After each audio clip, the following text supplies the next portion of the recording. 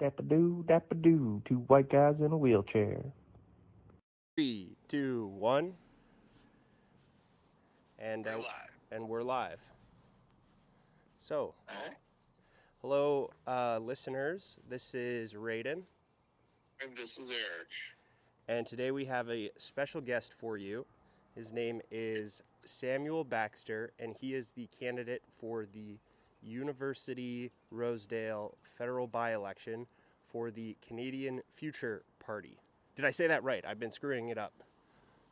Yes, I'm pretty sure that was correct. Awesome. Canadian Future Party. Awesome. So from my limited background of just, us chatting, and then I was reading your bio online, just on the party website there. You're a lawyer. You do residential real estate wills and estates, right? Yeah. And that's all I really know about you. Yep. And then if you ask the LSO, apparently I also do landlord-tenant board matters. Okay. I think I put that down as I'm technically able to do that, and they're like, oh yeah, let's just send everybody that calls us about it to him. So I guess starting off at the top, is tell us about yourself. Like, give us some background and. What's the lore, the backstory behind yourself, Samuel? Yeah, so I grew up in Parkdale High Park, over by, MS West. Went to school in Toronto. It was good, and then I went to university, undergrad in Peterborough at Trent University. From there, I went to Boralaskin Faculty of Law in Thunder Bay. After that, I came back home to Toronto, got married to my girlfriend of however many years that was, I think 11, and then we, were settling back into Toronto, and I got interested in the politics because the world was starting to look mighty chaotic, and I figured wanted to do something about it, eh? Yeah, there was a great quote that I heard of the lovely thing about democracies is that if you see politicians fumbling around and you think, I think I could do better than that, you are entitled to do that. And so I figured, I reckon I could do better than some of these guys, and wanted to give it a red hot go. Nice. I respect that. Figured it could be fun. So was there like a canon event that kind of made you go like, I need to throw my hat in the ring here in terms of the, being in the political side of things now? So the main thing was the 2024 elections in the States, where suddenly they start chanting about 51st state and all that. And it's a little nerve-wracking. And so, especially with what seemed like it was going to be a shoo-in victory for the Conservatives, particularly with the circumstances with that party, seemed a little disconcerting. And then I got informed about the Canadian Future Party by a friend who was also considering running for for his riding, and so I got involved. Cool. And I guess so. The Canadian Future Party, they have a more centralistic view of things. Hey. Yeah. So it's pretty central. It's also pretty it's central insofar as it takes things from both the left and the right. The left is a lot of recognizing the importance of universal health care. I liked to explain, I had a friend in law school who at one point he was sick. That's off topic. Okay. University or universal healthcare, education, but also we want to ensure that a lot of our technological advancements that are pioneered by U of T, Queens, York, and then across Canada, we've made so many technological advances, but because our government doesn't then follow through with funding or implementing new ideas, those discoveries and the people that came up with them find better jobs in the States or abroad. So we want to, part of its platform is revitalizing Canadian innovation and keeping it in Canada. And then to the right is an interest in, or acknowledging the necessity of military buildup, which is extremely contentious, as we heard at the debate last night. Yeah. But my What point was, is, sorry to interrupt. What was the contentious issue at the debate? There was many. Yeah, there's a couple. One of the main ones that stuck out to me was somebody was like, why is Carney increasing the military budget but cutting the social safety nets and building and the TTC funding? And a lot of them were like, yeah, why is he doing that, Danielle Martin? Why aren't we using that idea, or why aren't we using the money to grow green technology or change the economy to a green economy so that oil isn't something that worth fighting over? Which, sure, yeah, great, love that idea. We still have one of the world's strategic oil reserves. We still have a lot of the fresh water. We have a lot of minerals, and if we don't have a military to protect such things, it doesn't matter how pristine our wilderness is if someone else can just walk in and take it. I couldn't agree more. And I kind of find that, well, I don't know, just my opinion, but I do feel like we are past due in terms of, meeting that, the minimum requirement for the, what is it a NATO thing? Yeah. I mean, this 2%, yeah. Yeah, I feel like it's due, and obviously due to the current state of geopolitics, I feel like it's more necessary than ever. Yeah. So that's one of the things is the CFP is suggesting something as high as 5%, just because of how far behind we are. But that would also go into the military, and again, these are cursed words, but military-industrial complex, because at the moment, we buy whatever the United States produces. A lot of the more basic elements of security systems are imported from the manufacturing capacity of China. Carney's government is now looking at buying Griffins. I think it's Griffins from Sweden, right? Yeah, from Sweden. And they're wanting to build facilities to build them domestically here. What is a Griffin? I'm not sure what that is. It's a new fighter jet. Yeah. It's supposed to be on par with the, goodness, what are they? Predecessor to the F-16. Yeah. And it's supposed to be about on par with F-35. Okay. But it also has a lot more interoperability with with a lot of NATO aircraft, as well as rather than having to who's the manufacturer of the F-35? Instead of buying it directly from the States, they want it to be domestically built, which is also good because that's distributed manufacturing capacity. So it builds Canadian jobs. It would be high tech and high tier manufacturing, which is something Canada has been very proficient at. It would be good. We want that. But the idea would be we need more of that. Okay. Yeah. So, Samuel, if you won this campaign, what would be some of the first things that you would motion for? So aside from the general defense stuff and the basically need to prepare Canada for the world and what it seems to be coming towards, which I don't want to be fatalist. Like, some of the parties during the debate were saying, like, oh, Canada's backsliding or declining. We're not.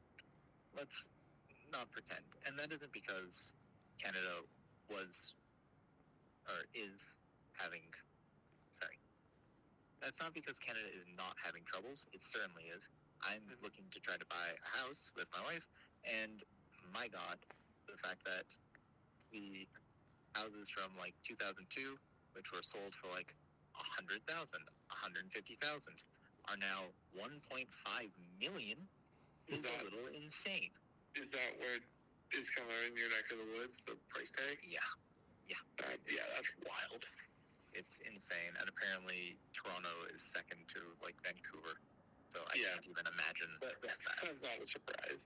Yeah, I think Canada is worst in the world when it comes to real estate prices, as in it being expensive. Yeah, it's brutal. The other thing is that there's a lot of, there were a lot of condos being built. That was great. Except for that all those condos were like 1 to 2 bedroom tiny apartments.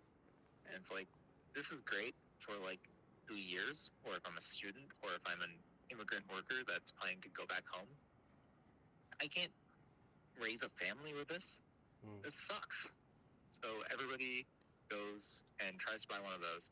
Can't buy one of those because you're being priced out by the renters. Or not by the renters, by the landlords. Who then charge $2,000 in rent each month. You know how much $2,000 in rent is? That's mortgage. You are paying someone else's mortgage. So, I would probably try to, maybe first things first, try to get more money back into building actually sustainable homes for University Rosedale and Canada in general, because that is something that we are severely struggling with. But not merely building rentable spaces, but I'm of the opinion, and this may be the real estate lawyer / extremely frustrated Torontonian coming out. Let it out. Let it out. I'm of the opinion that if you're going to rent, the rent should not be so high that you cannot save. Yeah. Like, the point of renting is it's supposed to be low cost, temporary, so that you can build up enough funds to buy something. If you're going to buy a condo, you don't own the land under the condo. If the condo is condemned, it's gone. Your entire investment's gone. There's nothing. Therefore, if you're going to pay money into a condo, it should be spacious, because you are literally generating space, like real estate, out of the air. Therefore, there should be no reason why the footprint of your little dwelling is so small. So I think if you're going to be building condos for people to live in, actually live in, not just rest your head between work shifts. Yeah, not just sleep in, but live in. It should be large. We should be building large, spacious condos for people, because the exchange is you are buying space for you to live in until the building comes down. And if you're buying a home, real estate, like the actual ground, maybe that can be higher, but the fixation on then trying to rent it out to other people, or the idea that it's going to be your main mechanism for saving or investing in, is, again, frustrating, because that is something that you are supposed to live in and enjoy until you retire, and then after you retire, then either pass it to your kids or sell it to a new family. Yeah. Theoretically, that's how it's supposed to work. Theoretically. Yeah. It's just immensely frustrating. So I think that would be one of the first steps. Pretty big things you'd want to tackle. Yeah. That and I don't know. But there's a lot of other issues, like, again, there's, of course, the defense concerns where the certain nations are looking mighty bloodthirsty. And Canada needs to be ready for that. Part of that doesn't...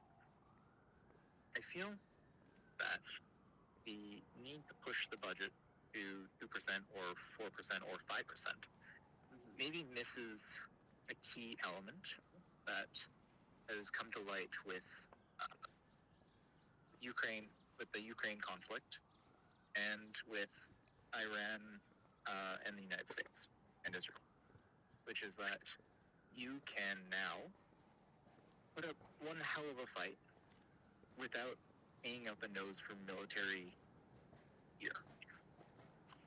And I think that that is a majorly untapped or undertapped line of thought. And I wonder if Canada could, well, I mean, Ukraine seems to be the leaders in that, and so we should be certainly assisting them, not towards our own needs, but because it is the right thing to do. So, sorry to interrupt. So your view, do you mind clarifying, like, your view on, like,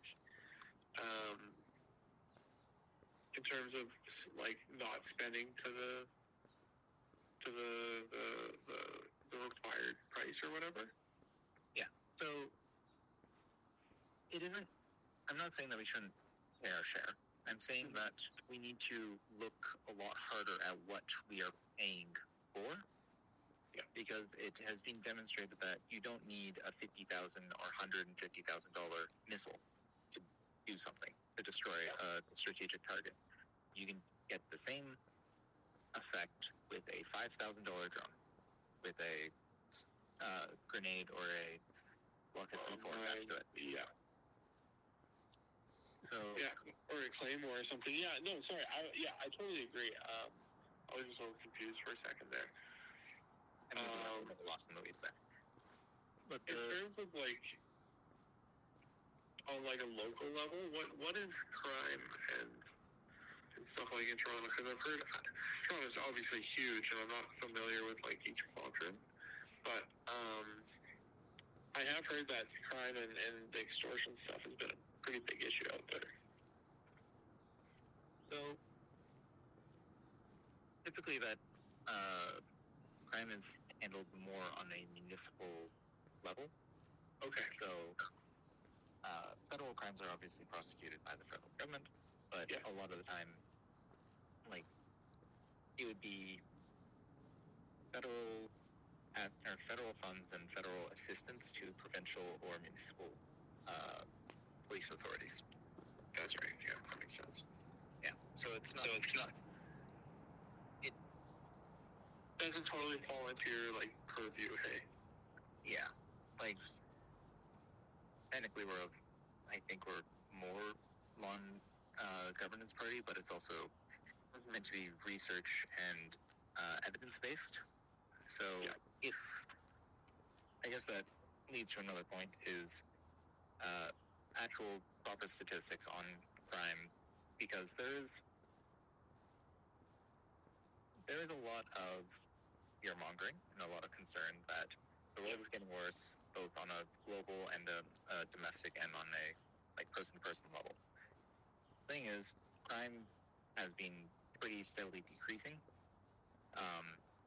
Additionally, going back to the housing problem, a lot of problems seem to be stemmed to homelessness, not because the homeless people are doing the crimes, but because a lot of crime would be mitigated by not having such a thin margin between being homeless and having a home. Mm-hmm. So if we can decrease the homeless snaps to that. If we can increase the supply of homes and affordability of the homes, that would diminish the crime statistics as well. So it doesn't matter how hard you stop the boot,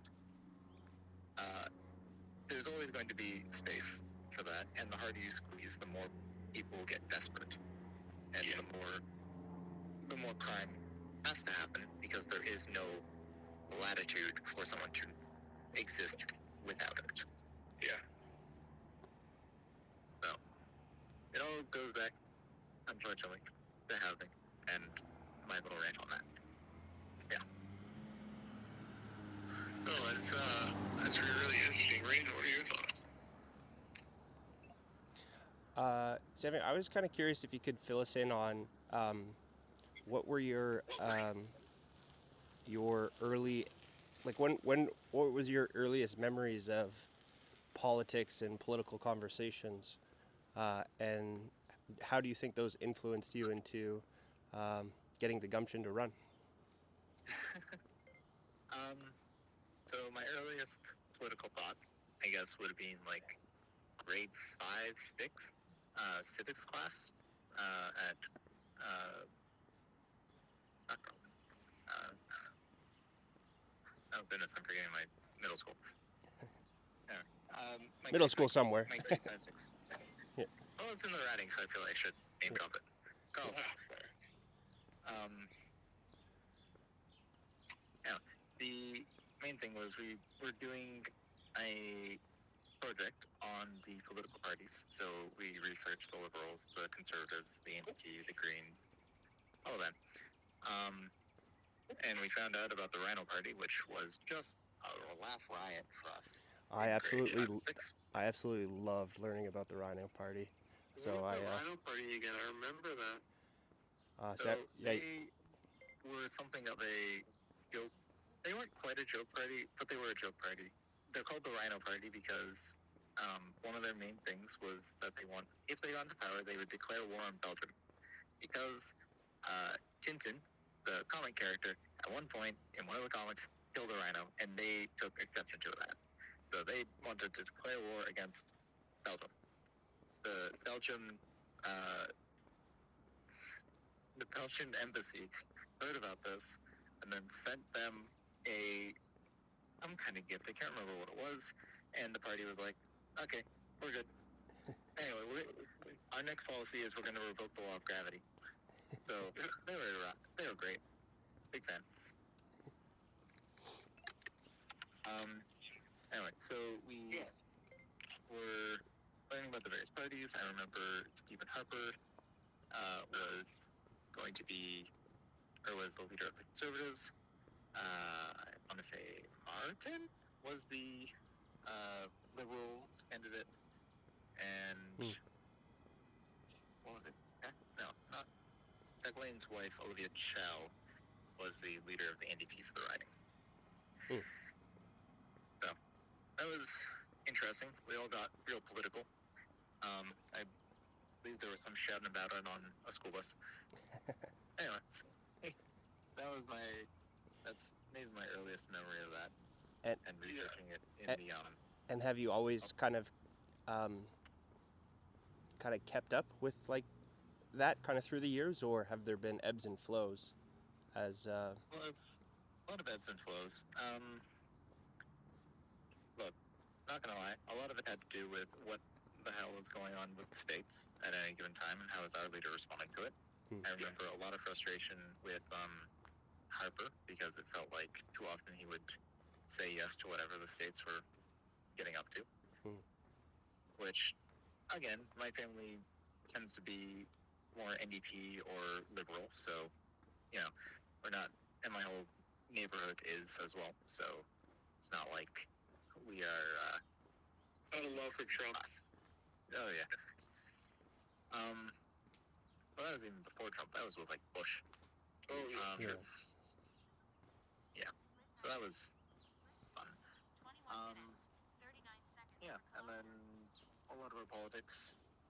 I don't know, I felt like our politics kind of gets obscured by whatever's going on in the South, and trying to go read the Hansard stuff, which is when the members of Parliament are discussing things, and you're going to go see what the record says.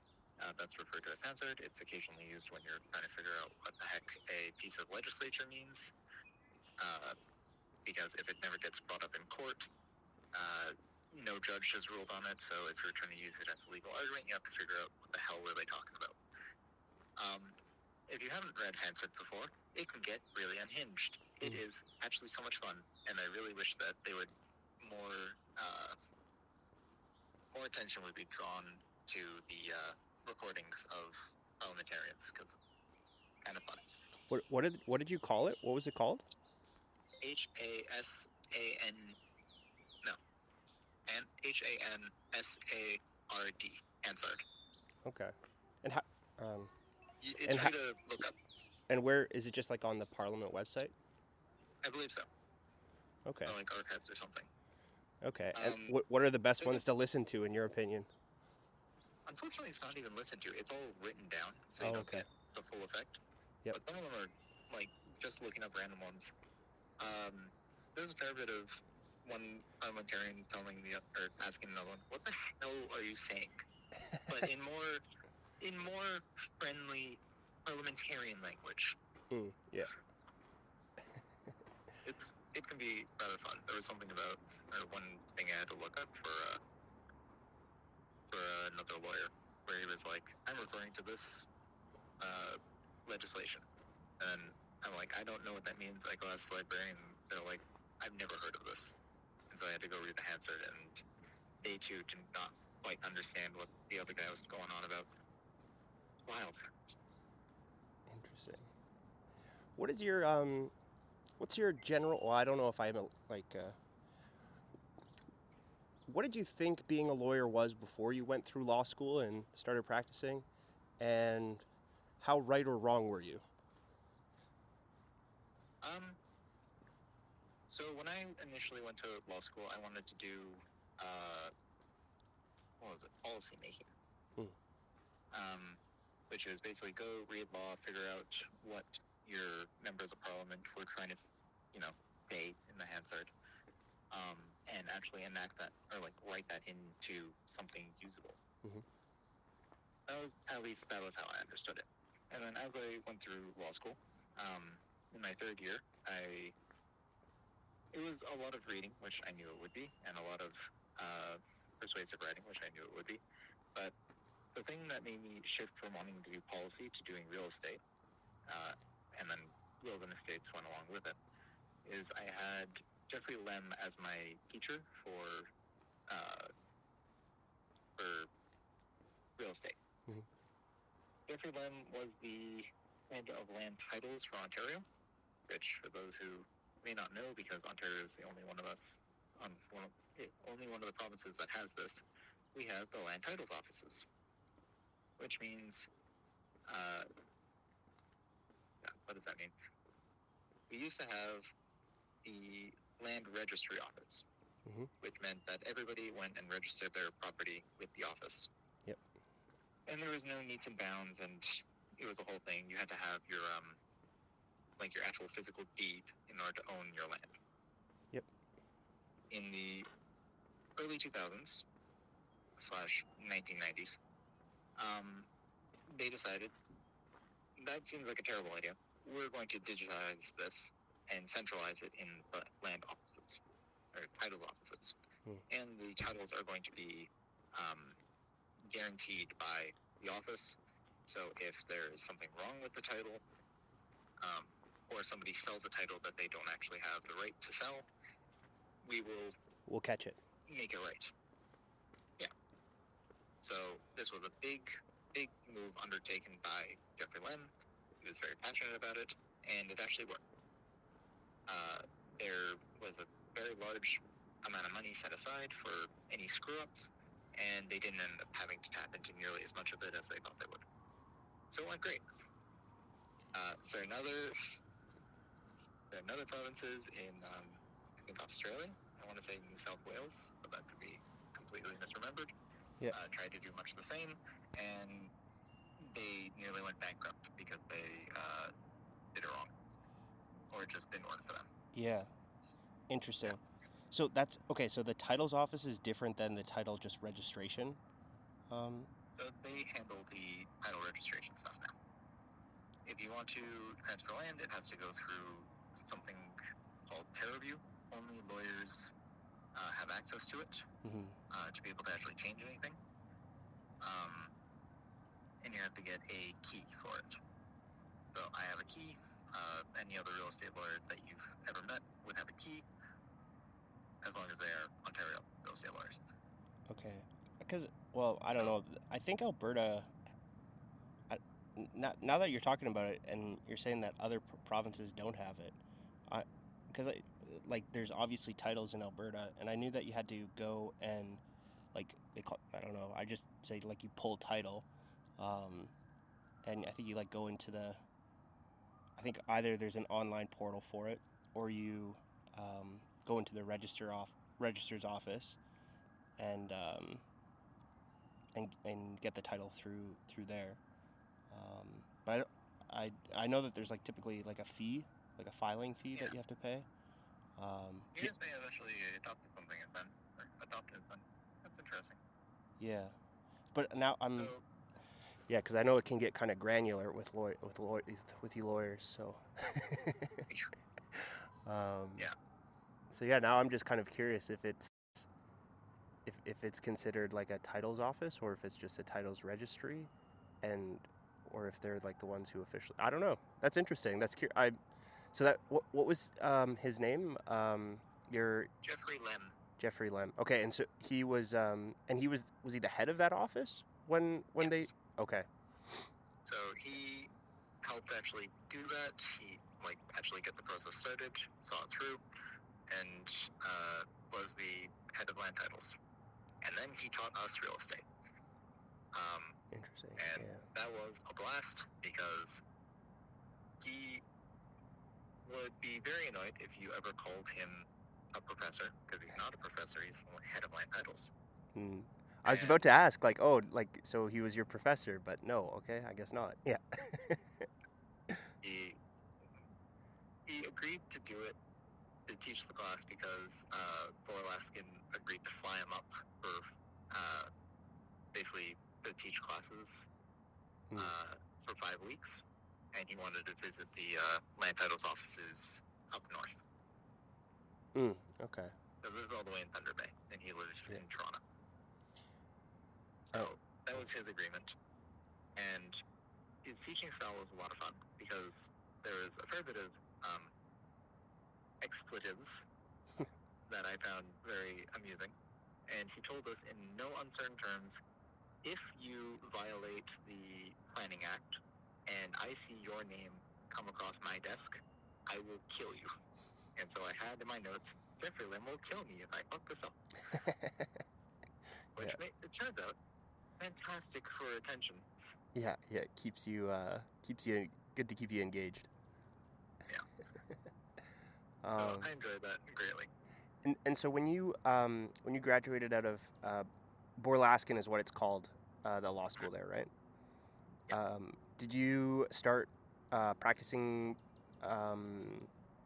like by yourself right away, or did you join a law firm at first, or what was your kind of path out of law school there?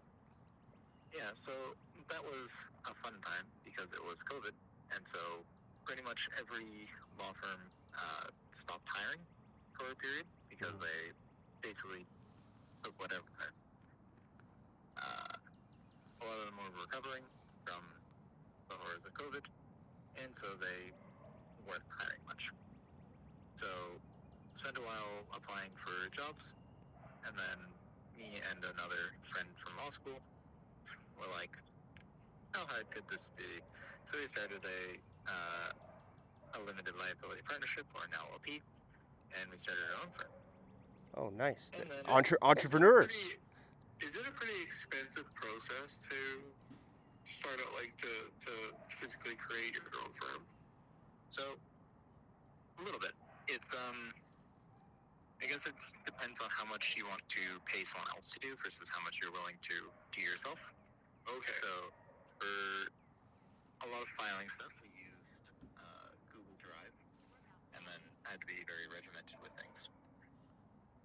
With how to sort all of our stuff, making sure that we had good security hygiene and all that.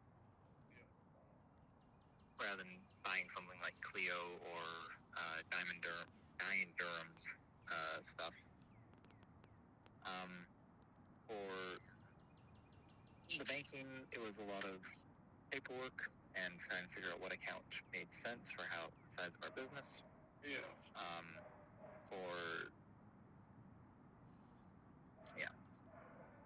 And then for website, we hired someone, and after a while, I got so frustrated with the website that I just kind of rebuilt it myself.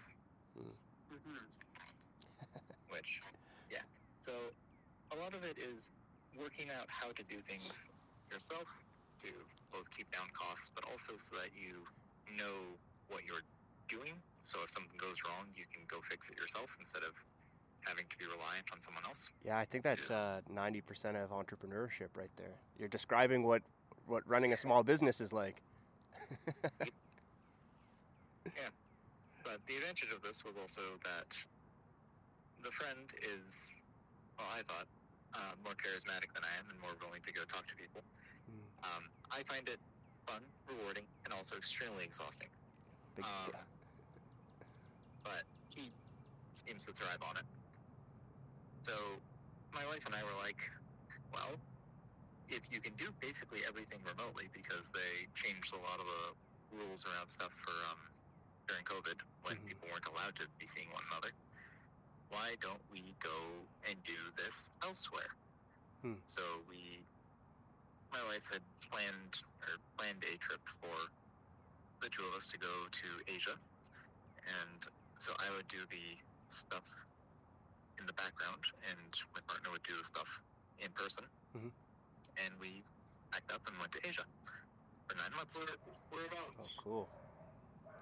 So we went to Tokyo, Japan, stayed there for about a month, then shuffled over to Kyoto for a month, and then also visited Osaka, Kobe, and a couple other places. Then we went to South Korea, stayed there for a month. That was very cool.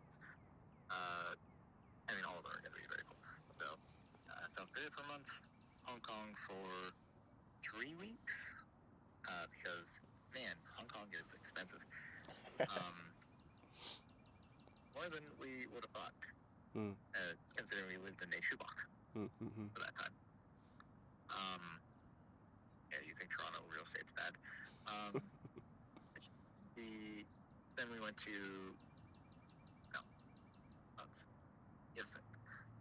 then we went to Phuket, Thailand, Bangkok, Thailand, each for a month, Singapore for just under a month, and then back to Tokyo for the last month, and then we flew home.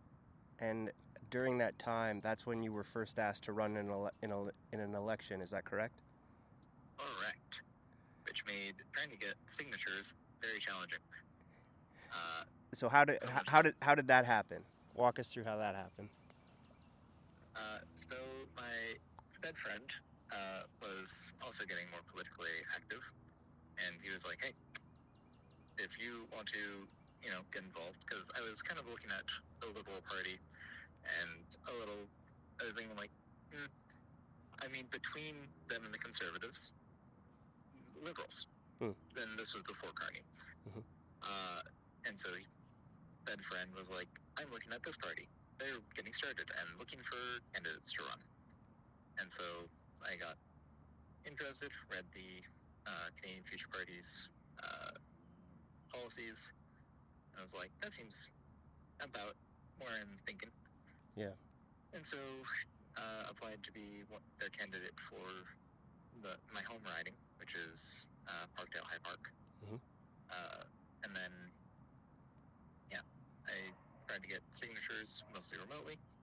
My parents and friends went out to canvass, but in the end, the 2 weeks was not quite enough to yeah, man. get signatures. It's hard. It's hard, cold, like going up to people cold and be like, hey, can you sign this? You've never heard of me. You've never heard of the party. Do you want to sign this? Yeah. Do I have your consent to run? Yeah. So that was exciting. How jumping forward a little bit, how did the signatures go? Because I think I saw you handing in the signatures at the maybe the last day as well. That like on the Monday. But possibly.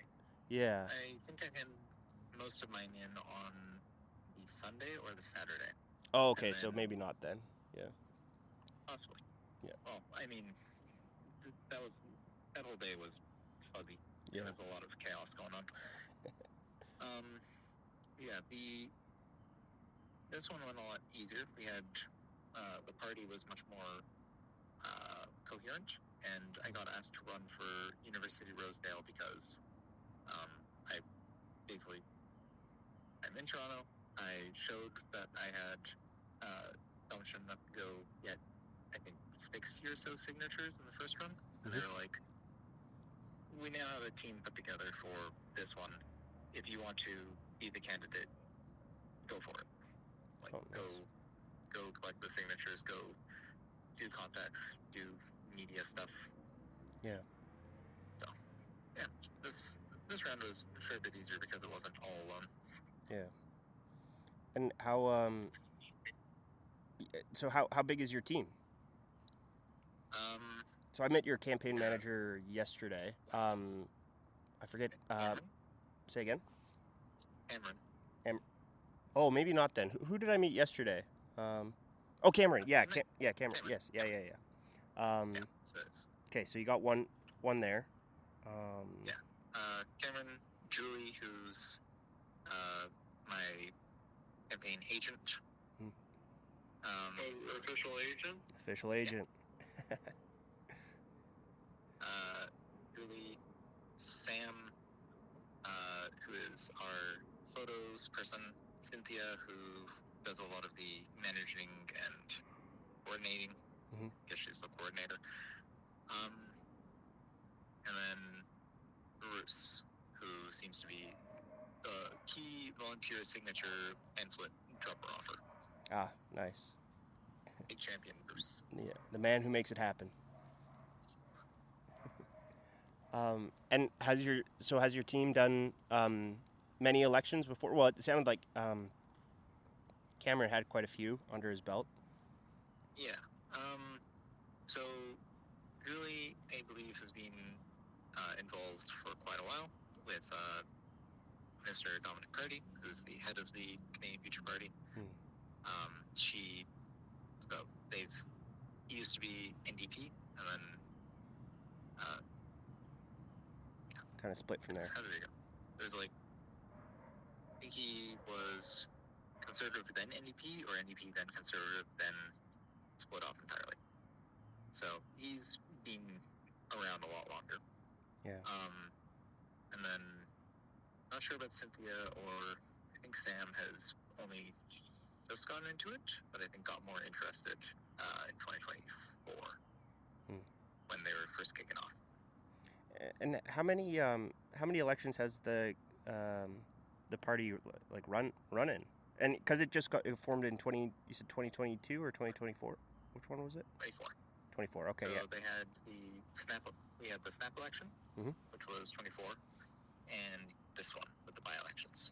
Okay. So, And how many people did they run in the snap election? not that many, like 12 to 15 maybe. Okay. All in Ontario or kind of all over the place? Scattered. I think we have at least somebody in Saskatchewan and a couple, I think, in Alberta. Okay. We tried, there was a lot of candidates that tried to run and then fell short of the required signatures, but yeah, they put a very concerted effort into getting the teams ready for this by-election. Yeah, I guess that makes. And are you guys running someone in the other two by-elections as well? I believe they attempted to, but that one fell short. Okay, fair. So you're the hope candidate. We don't intend for me to win. They just want to get the word out that we exist, that we are an option. Start generating interest. Yeah, big time. Get the people going. And engage with democracy. Exactly, baby. Nice. Yeah. That's what it's all about. Okay, so and how have you found? I guess what are you looking forward to in the next? I guess I was just trying to do that math in my head. It is officially, 12 days. less than 2 weeks away. What you don't have to tell me all of your secret strategies of, but you gotta at least tell me some. Like, what are you guys gonna try and do to kind of engage people over the next couple days? I believe it's a lot of door knocking. Our head, Dominic Cardy, is coming to Toronto to, meet people, Mm-hmm. kiss babies, do all that stuff. Yeah. Lots of photo ops, social media stuff, and getting in contact with the various other organizations that are trying to draw attention to the by-election. So actually, I sent you the text about the TTC riders. Yeah. So gonna try to get in contact with them and the other neighbor associations, such as those that put on the debate at the JCC. Yeah, the Annex. I know there was the Annex Community Association. There was a bunch of community associations all kind of involved in that. So the Rosedale riding is like, it looks like a block, and then they just tacked on Rosedale. Yep. And I swear the boundary lines look like they overlap themselves on some of those. Yep. 100%. Interesting. So what you said you have a well, I don't know if you want to talk about this or not, but I was trying to you have a dinner tonight of sorts. Would you? I wasn't sure. Like I had to look that up. I'm not like that's not my background. Would you be comfortable sharing what that is? So it's a Seder. My mother's side is Jewish, which means I'm Jewish by birth. So we go to Aunt and Uncle's house to see the extended family and have way too much food and read the Passover book. And it's a lot of fun, specifically because, I don't know, we do, I guess, the truncated version where you read the necessary parts of the story of the Exodus, and the main fun of it is, there's a chunk where the rabbi is talking to his pupils, and each of the pupils are referred to as, like the clever son, clever, the wicked, the simpleton, and so everybody is brushing or pointing at people to be the simpleton or the wicked, or jumping on trying to be the clever son. Yeah. As well as the part that my mom always tries to read, we always make sure that she lines up with a specific part where the quote is, "And the hills skipped like rams, and the mountains skipped like rams, and the hills like lambs." And it's just a very bouncy cadence that she enjoys reading. So, that's cool. we have little traditions that go with the celebration. And then we eat way too much food. Hell yeah. The food is, being with family, it's a blessing, man. It's it's a good feeling to have. Very much so. It's wholesome. Well, Samuel, I wanted to say thank you for, I think that might be a good place to wrap it up.